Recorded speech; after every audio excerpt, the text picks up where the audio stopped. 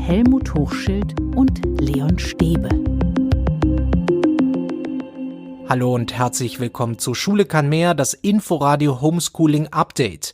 Heute ist Donnerstag, der 30. April.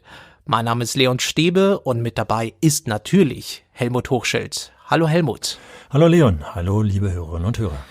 Die Kultusministerinnen und Kultusminister haben jetzt ausgesprochen, was eigentlich klar war. Es wird bis zu den Sommerferien keinen regulären Unterricht geben können. Kinder und Jugendliche sollen bis zu den Ferien einen Klassenraum von ihnen zu sehen bekommen, wenn, dann auch nur stunden- oder tageweise.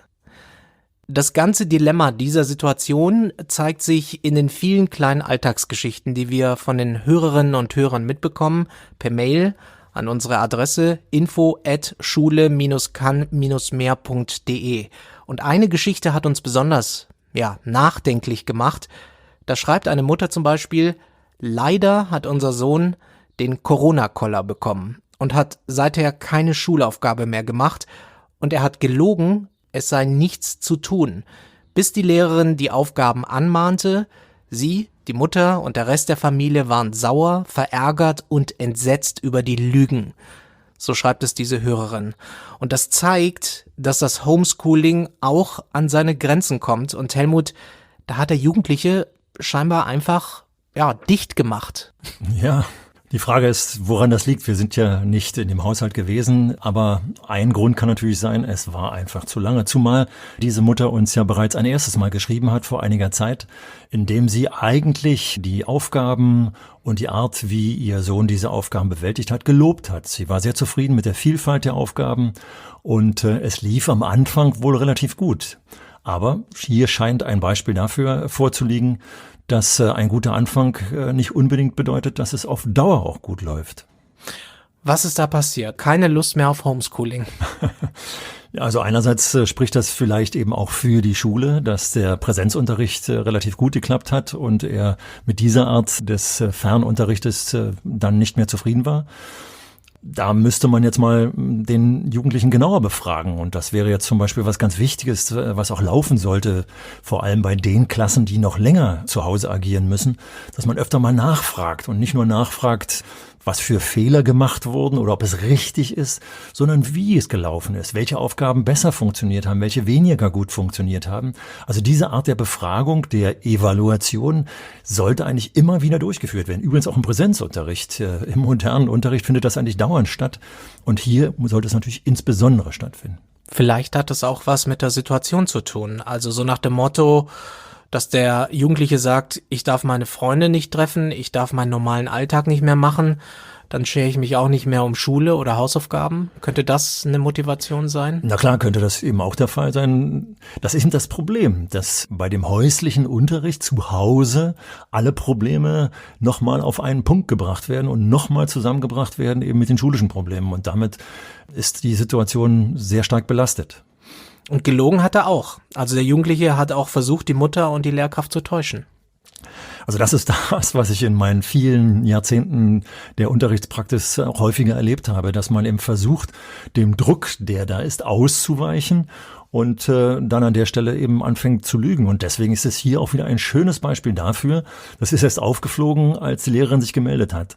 Deswegen, wir haben das ja in den letzten Podcasts eigentlich immer wieder angemahnt, die Kommunikation zwischen allen Seiten, also der Lehrkraft auf der einen Seite, auf der anderen Seite den Lernenden, den Schülerinnen und Schülern, aber auch den Eltern. Hier haben wir das Dreiecksystem, das just in dieser Situation, wo das Lernen zu Hause stattfinden soll, besonders wichtig ist. Deswegen wäre das so wichtig, dass man auch hier ein System noch schafft, vor allem in den Klassenstufen, Klassenstufe 7 und 8 oder 1, 2, 3, die also noch lange zu Hause sind, dass man da hier eine Regelmäßigkeit einführt, also auch mit den Eltern einmal in der Woche Kontakt aufnimmt und sagt, was ist denn aus eurer Sicht gut gelaufen, was ist schlecht gelaufen, was sollte ich verbessern? Weil ich glaube, wenn man das jetzt hinkriegt, wenn Lehrkräfte jetzt sagen, oh Mann, das ist doch so ein Aufwand, aber wenn sie das hinkriegen, die Lehrkräfte, dann haben wir auch ein gutes Fundament für den weiteren Präsenzunterricht. Wie häufig ist es eigentlich in deiner Schullaufbahn vorgekommen, als Lehrer, als Schulleiter, dass Kinder und Jugendliche gelogen haben, dass sie dich angelogen haben? Ja, schon des Öfteren, und am interessantesten war, wenn das am Elternsprechtag aufgeflogen ist. Und da merkte ich, dass es nicht nur immer die Jugendlichen sein mussten, die gelogen haben, sondern hier hatte ein Junge zu seiner Mutter ein gutes Verhältnis, hat der Mutter die Fünfen vorgelegt, aber die Mutter hat dem Vater die Fünfen verschwiegen. Und dann saßen beide Eltern mir gegenüber und beschwerten sich darüber, also vor allem der Vater beschwerte sich darüber, dass ich die Fünfen, die er in der Mathematikarbeit geschrieben hatte, nicht vorgelegt habe, was verpflichtend war. Und ich dann zum Schrank gegangen bin und das auf den Tisch gelegt habe. Und dann sah der Vater die Unterschrift der Mutter auf der Mathematikarbeit. Also wir merken schon, dass Kommunikationsstörungen, die im System sind, also auch im System Elternhaus sein können, dann plötzlich uns auf die Füße fallen. Und deswegen ist es so wichtig, transparent in alle Richtungen zu kommunizieren. Was ist denn dein Rat an die Mutter oder auch an andere Eltern, die Ähnliches erlebt haben? Manche Hörerinnen und Hörer wird es vielleicht schon nerven, wenn immer wieder das Wort Kommunikation fällt, aber das ist das einzige Lösungsmittel, was wir haben. Also hier scheinen ja doch zwei Dinge im Argen zu liegen. Einmal die Kommunikation innerhalb der Familie sollte thematisiert werden. Also da will ich jetzt nicht hier Familienberatung betreiben, aber das Abendessen zu nutzen, Mensch, was hat dich denn da geritten, und das zu thematisieren. Du hast vorhin so einige Ideen gebracht, was den Sohn eigentlich bewegt haben könnte, jetzt zuzumachen. Das sollte man einfach rauskriegen und gucken, ob man eine Abhilfe schafft. Aber viel wichtiger bei unserem Thema Schule kann mehr, tatsächlich die Kommunikation mit der Schule zu suchen, also hier mit der Lehrkraft zu suchen, die da angemahnt hat. Und den Jugendlichen dazu zu bewegen, mit der Lehrerin in Kontakt zu treten, also sich zu entschuldigen oder die Begründung zu liefern oder vielleicht konstruktive Vorschläge zu machen, wie Aufgaben aussehen könnten, die ihn mehr motivieren könnten. Interessant ist, dass die Mutter ja auch geschrieben hat, dass sie sich dann in der Nachbarschaft umgehört hat bei anderen Eltern und dann gemerkt hat, ihr Sohn ist eigentlich gar kein Einzelfall, also dass das häufiger vorkommt. Also die Motivation bei Kindern und Jugendlichen ist gerade sehr, sehr schwer zu halten, das muss man auch sagen. Und auf der anderen Seite macht die Mutter jetzt hier eben auch die Erfahrung, die wir im Leben ja gesellschaftlich überall die Erfahrung machen, dass wir sagen, wenn uns etwas belastet, ist es immer gut, sich mit anderen Menschen abzugleichen. Man wird feststellen, man ist nicht der Einzige und kann dann eventuell über die Kommunikation mit den Gleichbelasteten überlegen, was man besser machen kann oder gemeinschaftlich machen kann. Wäre ja ein Ding, wenn zum Beispiel in der Nachbarschaft auch ein Mitschüler von ihm säße und man jetzt hier gemeinschaftlich einen Austausch betreiben könnte. Und wenn das nicht der Fall ist, dann initiiert man ihm in die andere Richtung.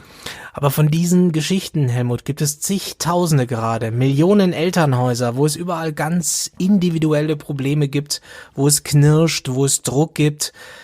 Ja, wichtig ist, glaube ich, zu sagen, jeder und jede erlebt gerade irgendwelche Probleme und man muss die irgendwie angehen, umgehen damit.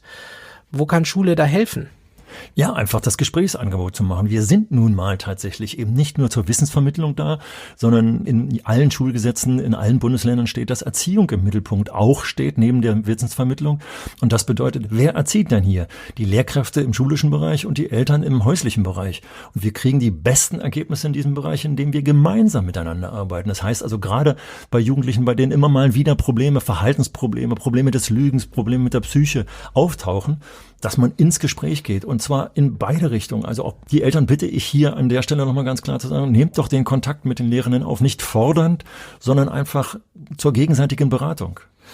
Aber diese Probleme brechen jetzt in dieser Corona-Pandemie besonders auf. Dann sind wir ja an der Stelle, dass in der Krise tatsächlich die größten Probleme immer dann besonders aufbrechen. Und wenn es Kommunikationsprobleme und diese Schwelle zwischen Eltern und Schule ist hoch, wenn es Kommunikationsprobleme gibt, dann treten sie hier besonders auf. Und deswegen greift zum Hörer, greift zur Mail, keine Forderungen aufbauen, sondern hier klare Beschreibung der Situation und zu gucken, ob man die Situation gemeinsam bereinigen kann. Die Mutter plädiert ja auch dafür, dass sich die Kinder und Jugendlichen zuerst über die Emotionalität der Situation austauschen können. Also wenn dann die Kinder wieder an die Schulen dürfen, schrittweise dürfen sie das ja. Also dass die Schüler auch etwas loswerden dürfen und können. Das muss jetzt auch irgendwo der Punkt sein. Also dürfen, können, eigentlich aus der pädagogischen Sicht müssen. Sie müssen etwas loswerden dürfen. Das ist allen Pädagogen klar eigentlich, dass Lernen nur auf einer emotional bereinigten Ebene stattfindet. Also wenn ich stark belastet bin, kann ich nichts lernen. Und das bedeutet, dass auch Aufgaben, solange eben das häusliche Lernen hier gefördert wird, Aufgaben vermittelt werden müssen, wo sich auch jemand in der Aufgabe entlasten kann. Also freies Schreiben zu bestimmten Situationen. Und die ersten Klassen kommen jetzt in die Schulen, dass es ganz wichtig ist, dass natürlich jetzt auch in der Schule das aus meiner Sicht das Erste sein muss, dass verglichen wird, ob man kann von der völlig unproblematischen Arbeitsebene losgehen, wie war es denn eigentlich bei dir zu Hause, bis hin zur emotionalen Situation. Wir haben schon darüber gesprochen, in der Krisensituation ist eine gesundheitliche Krise. Was ist da ein gesundheitliches Problem bei euch aufgetreten? Total wichtig. Das bringt mich zur Mail von Lothar. Er bringt eine eigene Perspektive rein. Lothar ist nämlich Lehrer aus Brandenburg. Er ist Ü60, wie er schreibt, zählt sich selber zur Risikogruppe und er macht sich Sorgen und schreibt wörtlich: Ich vernehme kaum offen vorgetragene Schutzmaßnahmen oder Einsatzstrategien für Risikogruppen in der Lehrerschaft, weder durch das Bildungsministerium noch durch das Schulamt. Zitat Ende. Also das ist dann die andere Sicht, die andere Perspektive. Da ist ein Lehrer, der sich Sorgen macht. Ja, also wir haben eben ja auch gerade im Vorfeld immer in die Elternhäuser geschaut, weil da findet ja der Lernprozess statt. Richtig ist, wir müssen eben auch zu den Lehrenden schauen, die ja häufig tatsächlich auch allein zu Hause im Moment sitzen, was auch eine blöde Situation ist. Nicht umsonst spreche ich immer davon, kommuniziert. Das heißt also, meine Hoffnung ist, dass auch Lehrkräfte immer mal wieder miteinander kommunizieren und nicht nur in Richtung der Elternhäuser, also da, wo das Lernen stattfindet, sondern auch mit ihren Kolleginnen und Kollegen. Hier ist mir ganz wichtig, dass gerade so Best-Practice-Beispiele mal wieder benannt werden. Aber Sorgen, das ist ja das genau, was uns eint, gesellschaftlich eint. Das ist das, was ich immer auch sage. Hier kommt Gesellschaftsrelevanz auch in die Schulen. Das heißt also, die Sorge ist ganz berechtigt, die er hier sagt, und die sollte dann eben auch einfließen. Einfließen in die Kommunikation mit den Jugendlichen, einfließen in die Kommunikation mit den Eltern und mit seinen Kolleginnen und Kollegen. Sollte ein Lehrer sagen, ich mache mir Sorgen um meine Gesundheit? Auf jeden Fall. Ja? Ja, also diese Offenheit, wenn das nicht klappt, also wenn jemand Angst hat, seine Autorität dadurch in Frage zu stellen, dann wäre das echt ein Problem. Nein, die besten Situationen, die ich in meiner Lehrerpraxis hatte, war die, in der ich ganz offen auch mit meinen Problemen umgegangen bin. Hier kommt der Austausch zustande, den wir brauchen. Also gerade der Austausch zwischen den Lernenden und dem Lehrenden. Dann haben wir ein Klima, wo wir offen über ganz viele Dinge reden können. Aber es wird Lehrkräfte geben, die auch deshalb ausfallen, die sich so viele Sorgen machen, dass sie sagen, ich bleibe lieber zu Hause. Ja, auf der einen Seite haben wir für diese Lehrkräfte auch weiterhin die Notwendigkeit, das häusliche Lernen aus der Ferne eben zu organisieren. Also die machen weiter Homeschooling. Andererseits, wenn das jetzt zum Beispiel Lerngruppen sind, die jetzt in die Schule kommen und er nicht mehr ganz so gefragt ist, dann kann er ja zum Beispiel auch seine Kolleginnen und Kollegen unterstützen und hier helfen. Also hier gibt es so viele Möglichkeiten, sich wieder einzubringen, bis hin dazu, dass ich vorgestern mit jemandem sprach, der sagte, es gibt bei uns auch Kolleginnen und Kollegen, weil die Informationslage zwischen den Elternhäusern und den Lehrenden so schlecht ist, dass sie sagen, ich würde gerne beim Gesundheitsamt helfen, weil ich leider hier überhaupt nichts in die Reihe kriege, weil ich keinen Kontakt zu den Elternhäusern aufbauen kann. Sowas gibt's auch, dass Lehrkräfte sich gerne auch woanders engagieren wollen würden. Und die dann sozusagen das Schulsystem verlassen und dann sich woanders engagieren, wo man eigentlich jede Lehrkraft jetzt braucht. Ja, also das war nicht meine Idee, sondern das ist das, was ich ihm hörte, und die Idee finde ich ja gar nicht so schlecht. Wenn tatsächlich das System so verquast ist, dass wir nicht in die Elternhäuser rankommen und dass die Versuche, die wir ja immer wieder vorgeschlagen haben, also nach Hause zu fahren, zum Telefonhörer zu greifen, nicht fruchten. Ich wollte nur sagen, es gibt Lehrkräfte, die zu Hause sitzen und sich nicht einbringen können, aus welchen Gründen auch immer, und die kamen auf die Idee, sich woanders einzubringen. Lothar schreibt, dass er damit rechnet, dass es auf dem Schulhof und davor, jetzt wo es mit dem Präsenzunterricht langsam wieder losgeht, zu schnell voll werden könnte und eine Abstandswahrung sei schwer kalkulierbar, denn die Schüler und Schülerinnen seien doch sehr heterogen zusammengesetzt, haben sich wochenlang kaum gesehen, außer die Kumpelkreise, die ohnehin kaum belehrbar seien. So schreibt es dieser Lehrer. Also es gibt Zweifel am Hygienekonzept und vor allem Zweifel, dass es so umgesetzt und durchgesetzt werden kann. Also zum einen nochmal ganz klar betont, es muss versucht werden, auch mit den Jugendlichen in der Schule die Problematik so zu besprechen, dass sie einsichtig sind. Das ist das Erste. Trotzdem hat er recht, genauso wie es in der Gesellschaft ist, ist es auch in der Schule so, dass es einige geben wird, bei denen es sehr schlecht funktioniert. Es gibt die Unbelehrbaren überall. Ja, genau. Guck einfach ist ein gesellschaftliches Problem. In die Stadt. Hast du völlig recht. Und insofern muss ich jetzt hier gucken, weichen wir doch einfach mal von dem Gedanken, dass die große Pause auf dem Schulhof stattfinden muss, weichen wir doch mal davon ab. Ich kann die Sporthalle benutzen.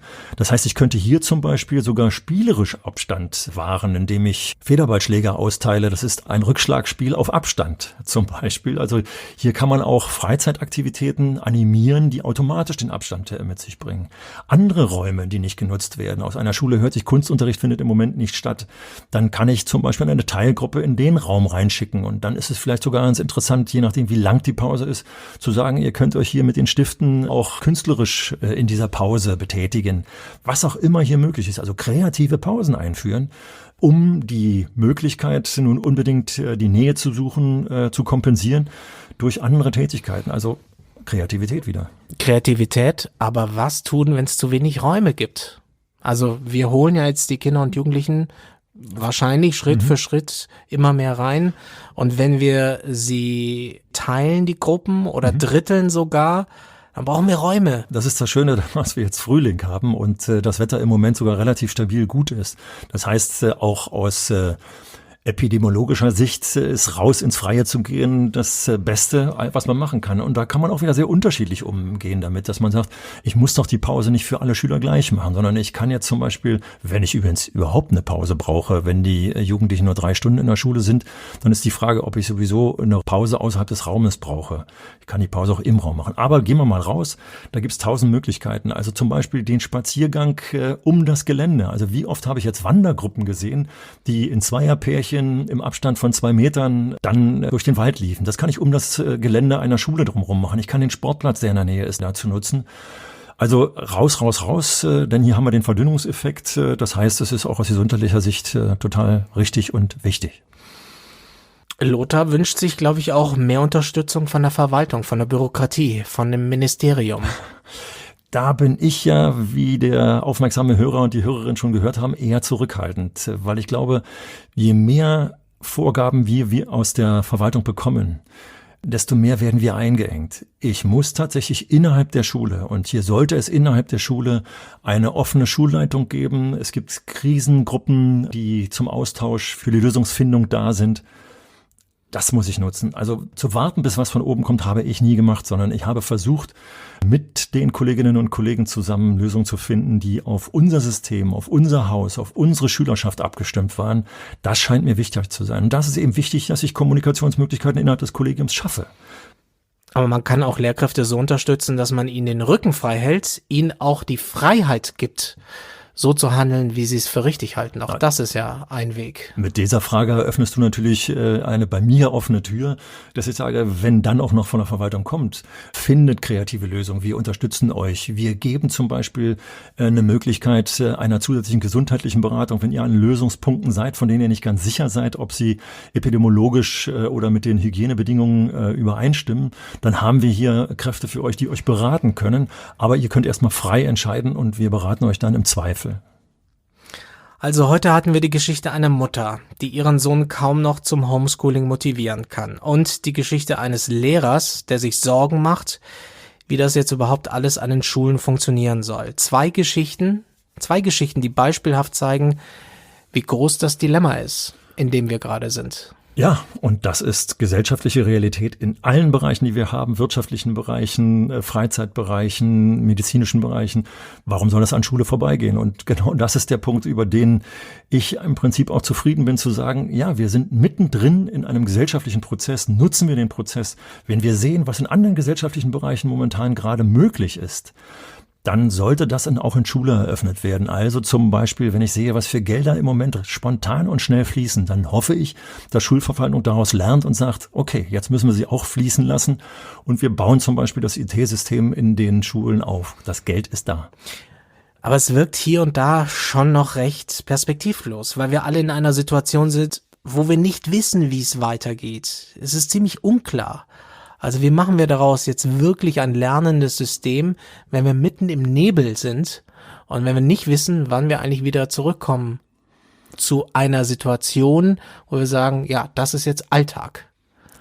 Ja, das Fordernde an dieser Situation ist, dass wir, wenn wir uns Bildungswissenschaftler, aber auch Praktiker anhören, dann gibt es Perspektiven, das Modell Schule zu verändern.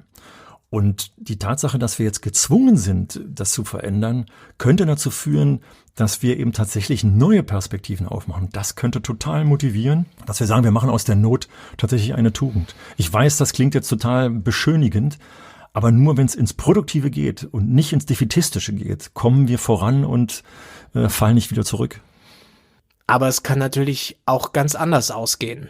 Also meine Hoffnung ist, dass es nicht so ausgeht wie in dem berühmten Hühnerstall, in dem der Knall die Hühner dazu bringt, alle durcheinander zu fliegen, zu laufen, zu schweben, zu gackern und plötzlich dann wieder am alten Platz zu landen. Wichtig wäre, dass wir tatsächlich hier diesen Knall nutzen, um zu sagen, wir suchen uns neue Plätze, wir suchen Plätze, an denen wir Aussicht haben in eine bessere Zukunft, in eine Zukunft, die, an die Gesellschaft angepasst ist. Die Gesellschaft muss sich verändern im Moment und verändert sich in einem rasanten Tempo.